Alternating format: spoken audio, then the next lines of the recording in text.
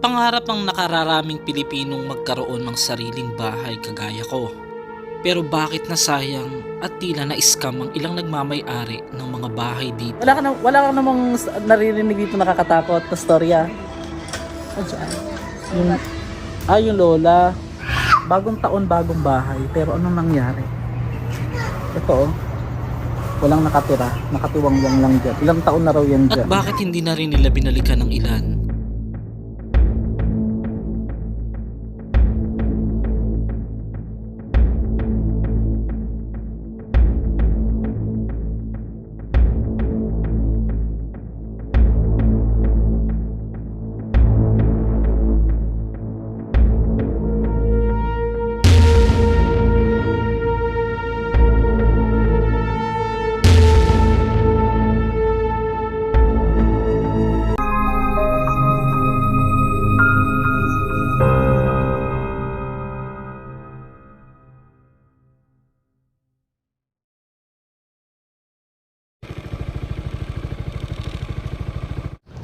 So ito yung second to the last ng mga bahay. Kasi bukod daw dyan, makikita nyo may mga nakatanim, di ba? May mga ingay naman itong si Master Black. Itong mga nakatanim daw na yan is kapitbahay na lang ang naglagay dyan. Pero yung matagal na raw siyang hindi natirhan. Wala pang sino ba naman ang titira dyan? Tingnan mo nga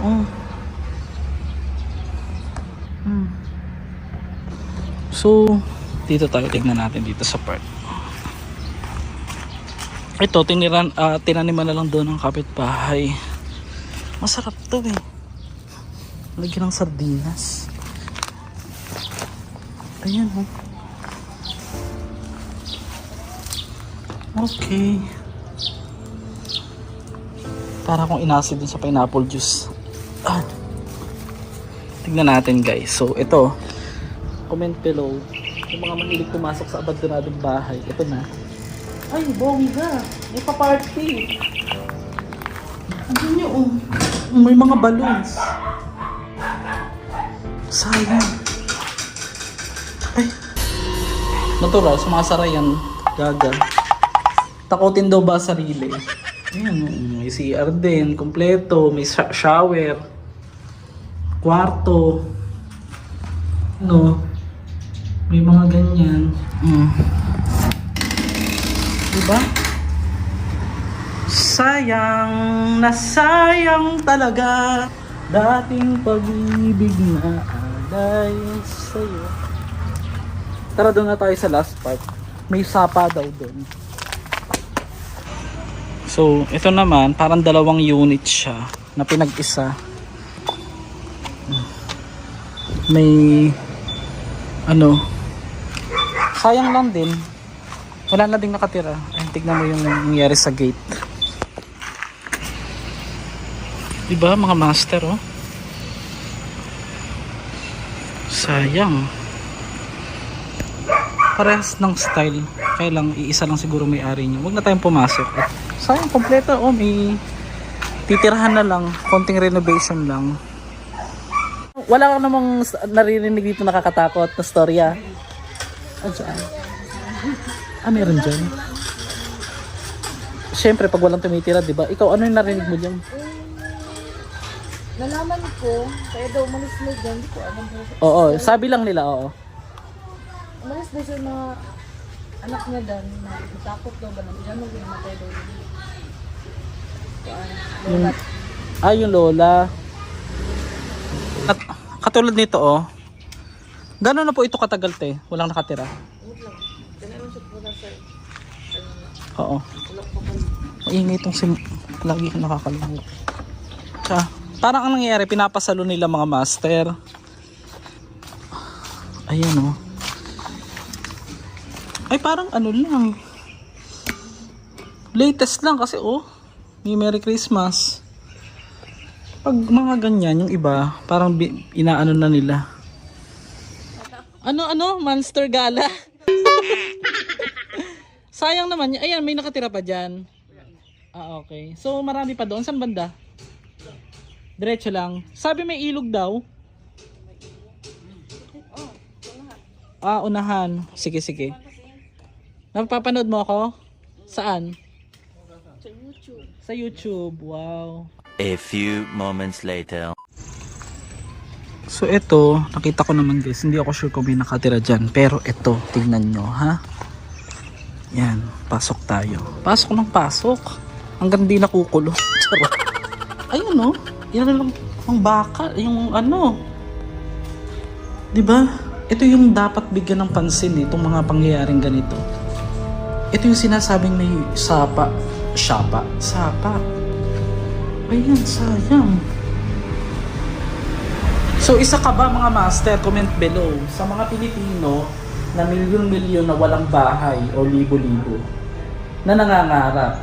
Pero pangarap ng bahay, nagkaganito lang at wala nang tumira pa. At nagmistulang ghost town ang ilang lugar dito. So ito, excited akong pasukin kasi yung mga ganyan. Sino yung mga mahilig pumasok? Comment below. Sa mga abandonadong bahay. Ay, may parang sementeryo dito. Ano ba yan? Kasi minsan nagtatago yun sa... Ay, oo nga. Para siyang village na pinlano. Huh? Pero wala pang nakatayo. Parang gagawin pa lang ito guys. So may papaya ditong lalaki. Ang mga lalaki hindi rin nagbubunga yan. Grabe no. So mga magtatanong mga master, saan to Davao? Sa Davao City. Ang lugar na ito ay matatagpuan nga sa Davao City. Pagpasok mo talaga sa subdivision na malungkot ang itsura nito. Pero may mga ilan dito na pinaupahan lang daw at yung iba hindi na itinuloy ang paghuhulog. Iuwi ko na lang kaya ito. Akin na lang po ito. Ang wag mo nakahawakan dyan tong part na gitna. Dyan doon naiipon yung mga espiritu daw. Oo nga, akin na lang ito. So kung sino pa may-ari ng bahay na ito pinasok ko, kunin nyo na lang po sa akin. Sayang eh. Bala mo may taglay itong swerte mga master. Pero baka mamaya may kamalasan din. Pero depende. Iuwi na natin tong Dreamcatcher. Abandon naman siya. Grabe. Huwag lang tong hahawakan kasi yung gitna daw na yan. Nandyan daw lahat nakakulong yung mga sinasabi. Ano ba yan? Napunta na naman tayo sa kababalaghan. So dito, ay!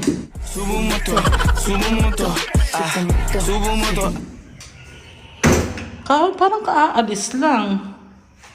Hindi, joke lang po guys. Ibabalik ko po ito. Mamaya may taglay na ano yan, something yan. Ayokong kumuha ng mga ganyan. Tingnan nyo oh. May mga late na tumira din dito. Bago lang umalis. Piling ko pinaupahan ito.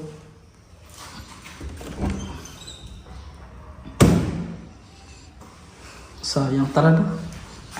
Anong oras na? Papalipan tayo ng drone maya mga master para makita niyo itsura.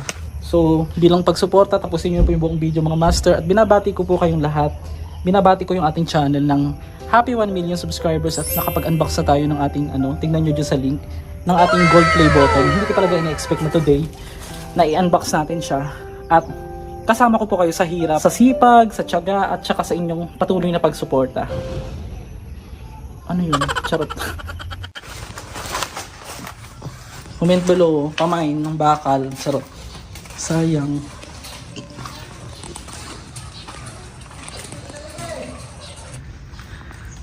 Itong isa naman, parang binagyo. Nagiba na yung bubong. Tignan nyo guys. Oh.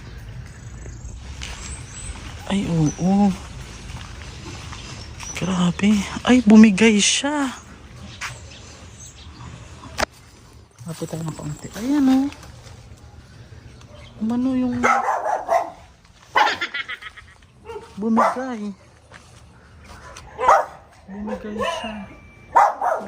So ayan, katulad na naman ito pang pangatlong bahay na to. Tignan niyo yung gate, oh. Creepy siguro rito pag gabi. Malawak eh, oh. Kaya na bakit? Ganyan. Ayan, oh.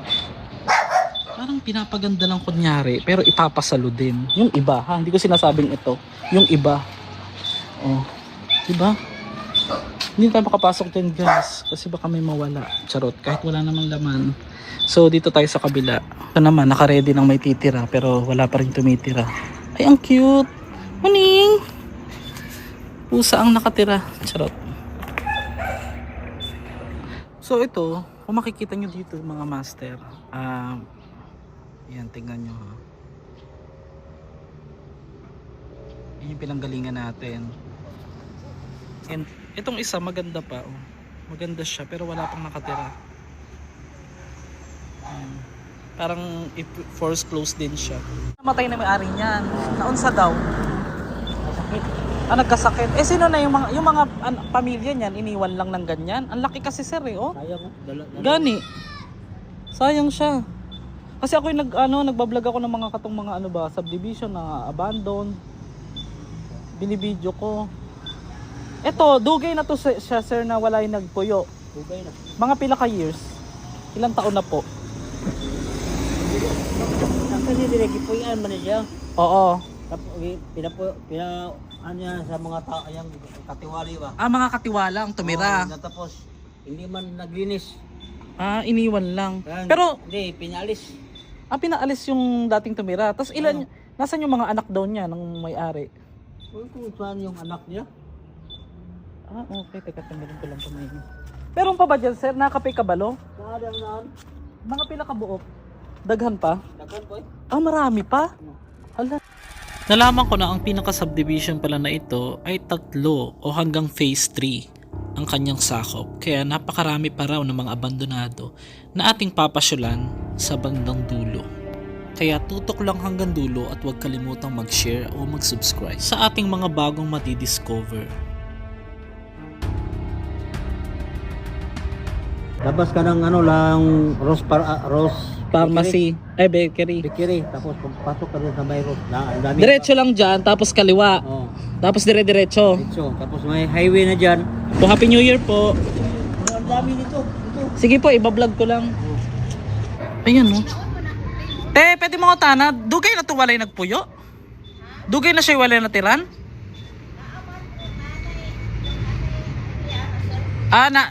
Binili. Gi-applyan. Pwede ko diri mag-apply. Pilang monthly dito? Kasi nag-cash po kayo? 14,000. Dalawang unit yon. Isa lang. Tapos i-apply sa Pag-ibig, ana. 19,000 na. Kasi tignan nyo to guys, so may nakabili na raw bago pero hindi naman iniwan lang din, abandonado din. Ang daming mga ayan pinagsama-sama. Kasi kung ako tatanungin hindi ko murag dili ko ganahan sa style kasi gamay siya ug dikit-dikit kaayo. 'Di ba? Pero kung barato okay lang sana kung mura Kaya lang mapapamura. Ato murag 21,000 naman. 21 na to? Oo. Ilang years to pay yun? I want to kung Pila ka years? Depende. 930, ana. meron. Mahal. Na lang. Mura ka na kung pag i-transfer mo sa Pag-ibig. Sa Pag Pag-ibig. itinay-90. Pero maganda yung itinay-90 kasi yung bayad mo, Oo. principal amount agad yung na Kung sa ka years pinatayo itong na to ma'am? Parang 2013. May 2013 pa to. 2013 may bahay naman kami dyan. 12 yata to. Marami pa raw dun abandonado po sabi sa akin. 4 floors. Foreclosed na. Yan.